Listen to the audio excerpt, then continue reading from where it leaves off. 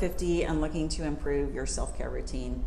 Okay, I know my channel is about travel, more specifically solo travel, but I believe that travel is an integral part of self-care, and self-care is crucial to living a joyful life.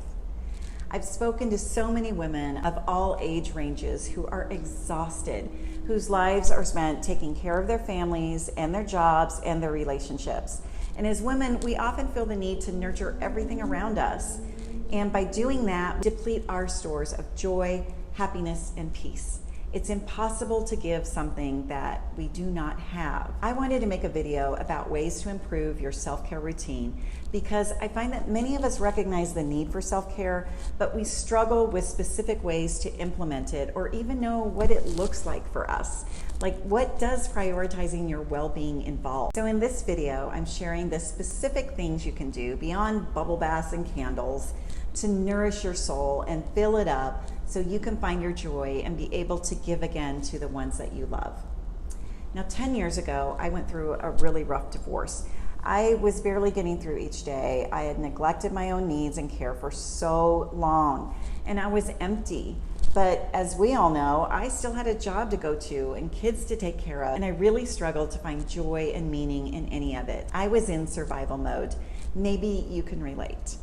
I distinctly remember going on a date and the guy asking me, "What do you like to do? What are your hobbies?" And I was stumped. Like, I had no clue anymore what sparked passion in my life. It was kind of a wake-up call for me, and I gradually began to rediscover who I was again. And I did it using several different techniques. I'm going to share my top 3 with you in this video. I'm a writer, and I'm really passionate about self-transformation and self-love, especially for women.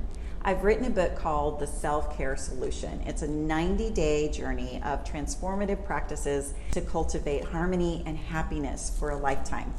So it's a 90-day program, and if you're interested in diving deeper into any self-care practices and learning more, I'll link the book below for you. Okay, let's talk about self-care practice number 3, gratitude. Feeling gratitude for the people in our lives who have touched us emotionally and provided support to us along the way is powerful. It actually reduces depression, anxiety, and stress. When we actually practice gratitude, it strengthens our bonds and encourages a cycle of kindness and generosity. So how do we put gratitude into a self-care practice? We can do this by writing letters. When I was a teenager, my dad wrote me a 4-page letter expressing how proud he was of me, apologizing for his failings, and communicating his love and admiration for the woman I was becoming. Do you think that was meaningful to me? Of course it was. I have it to this day. My dad is no longer with us, but I have the paper he touched, the ink on the page, and the words he wrote. It is a precious gift. You have the power to give that to someone. So for this self-care practice, I would encourage you to write a letter to someone in your life. There's probably already someone who's come to mind. Don't worry about how long it is or what you're going to say. It can be simple or more elaborate. Just write it. By practicing gratitude, you acknowledge the goodness in your life and you attract more of it. Self-care practice number 2 is play. We deal with so many responsibilities in our day-to-day lives that we tend to lose the magic and the wonder of using our imagination. Play sparks imagination. We don't have to give up the joy of play simply because we're grown-ups now. So by bringing play back into your life, you bring happiness. My suggestion to you is to reconnect with games and activities you did as a child, like coloring, building with blocks or Legos, flying a kite, putting together a puzzle. There are many beautiful adult coloring books you can enjoy, and I'll link a couple of those below for you. You may even try playing tag, blowing bubbles, or using a hula hoop. Think of sports you like and join a volleyball or a bowling league.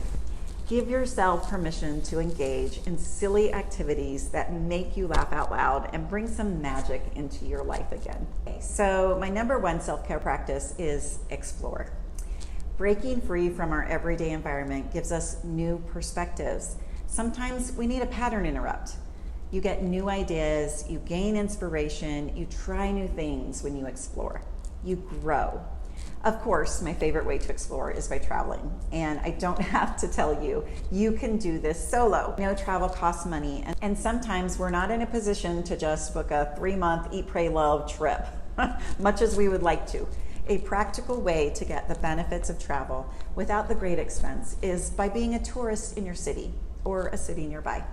Pretty much every city has museums, parks, historical markers, and historical buildings, along with nature and wildlife. Consider the things that you would want to show someone if they came to visit your city.